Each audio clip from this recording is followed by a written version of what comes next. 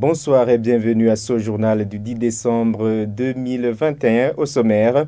Plainte de certains usagers des routes au nord de la ville de Bujumbura. Ils demandent leur bonne réhabilitation. C'est au moment où le Conseil des ministres a souhaité revoir à la hausse les fonds destinés à l'entretien des routes qui sont de plus de 21 milliards de francs burundais pour le moment. Le Burundi souhaite la levée des sanctions diplomatiques par l'Union européenne à l'instar des États-Unis d'Amérique. Ce souhait a été émis par le ministre des Relations extérieures lors d'une séance de briefing avec les représentants du corps diplomatique du Burundi. Voilà pour l'essentiel. Rebonsoir. Bienvenue.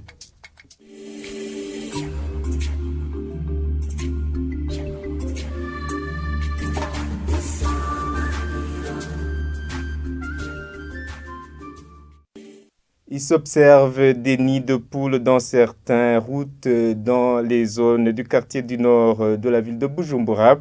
Les usagers de ces routes indiquent que les travaux de bouchage de ces nids de poules avec la terre battue aggravent la situation en période de pluie. Ils demandent la réhabilitation appropriée de ces routes. Jean-Marie Vianney Ngendakuman. Ces nids de poules qui s'observent dans certaines routes des quartiers nord de la ville de Bujumbura causent plus souvent des accidents, surtout quand il pleut. Ce conducteur rencontré sur place déplore cette situation.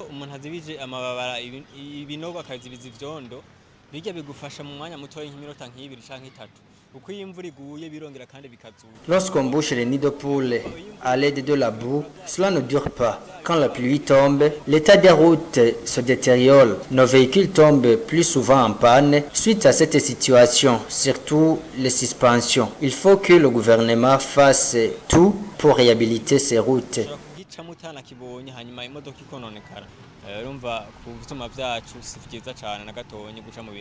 L'une des usagers de ces infrastructures vétustes fait savoir que la circulation devient difficile. Ces usagers demandent la réhabilitation de ces infrastructures publiques.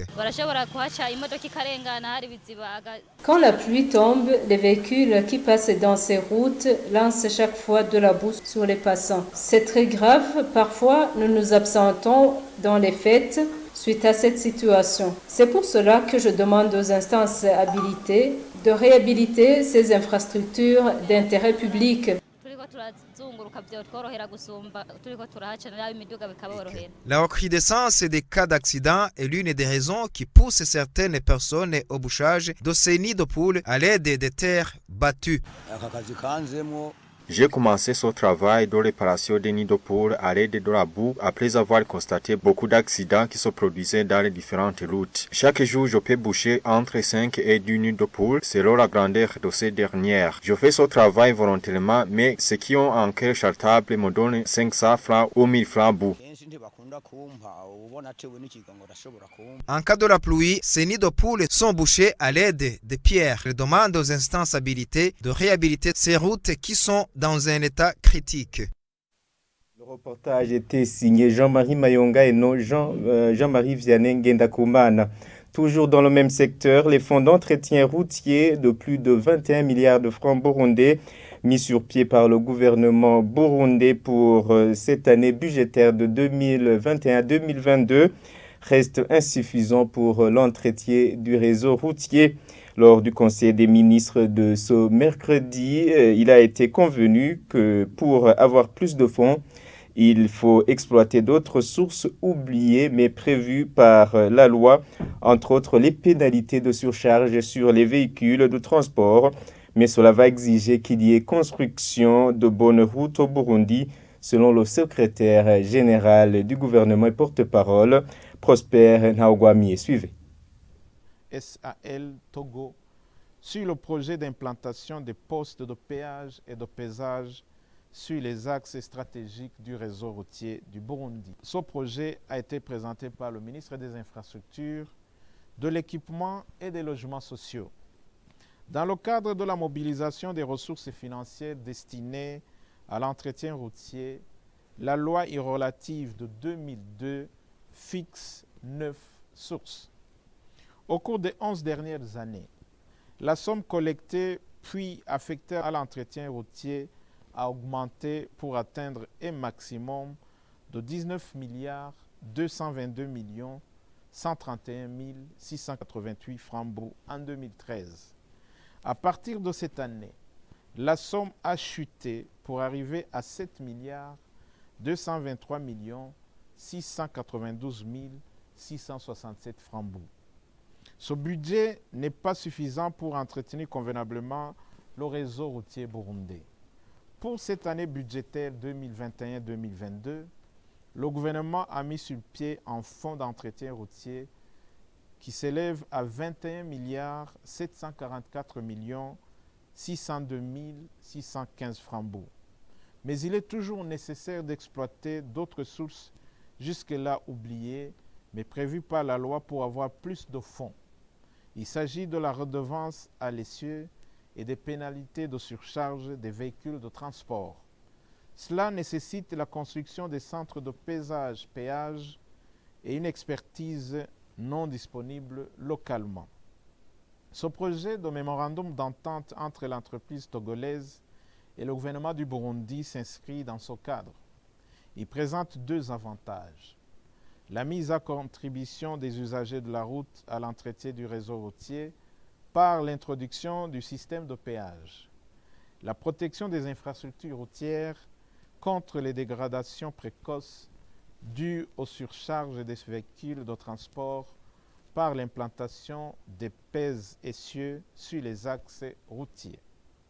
À l'issue de l'analyse du projet, le Conseil des ministres a abouti aux conclusions suivantes.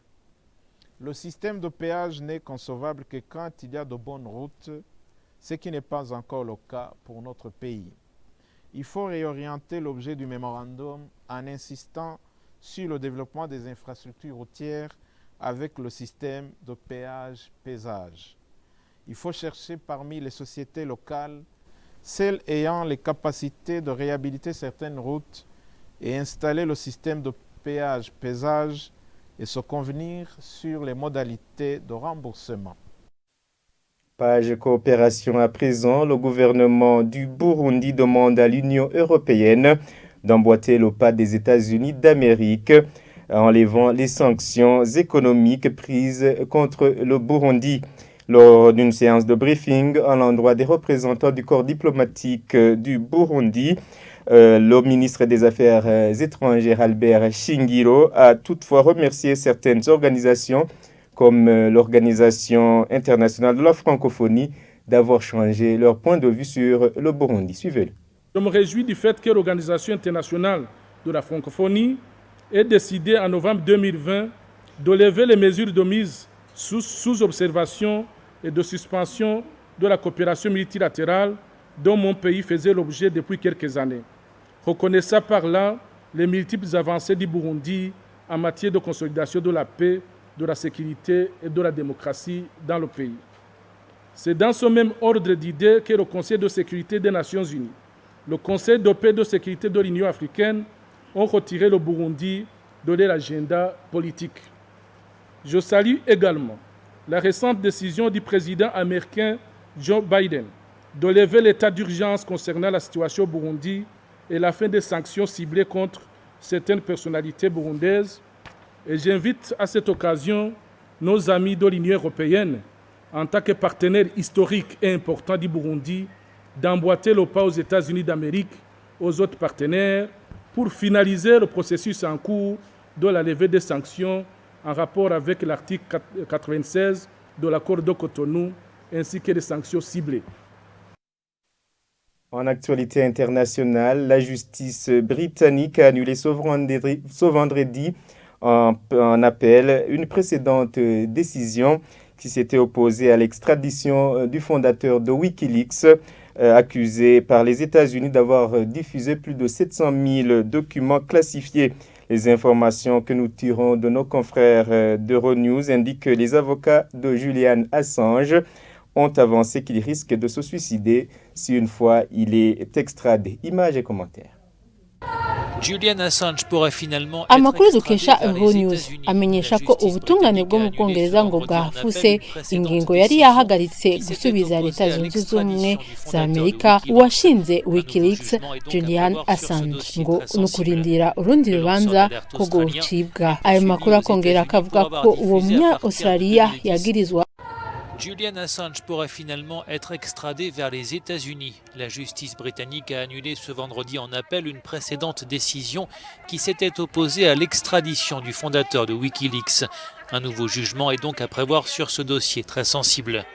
Le lanceur d'alerte australien est poursuivi aux États-Unis pour avoir diffusé à partir de 2010 plus de 700 000 documents classifiés sur les activités militaires et diplomatiques américaines, en particulier en Irak et en Afghanistan. Les avocats de Julian Assange ont mis en avant les risques de suicide de leur client si ce dernier venait à être extradé. Eh bien, c'est par ici que nous mettons un point final à ce journal. Merci de nous avoir prêté une oreille attentive. Bonne suite des programmes sur la télévision Isangani.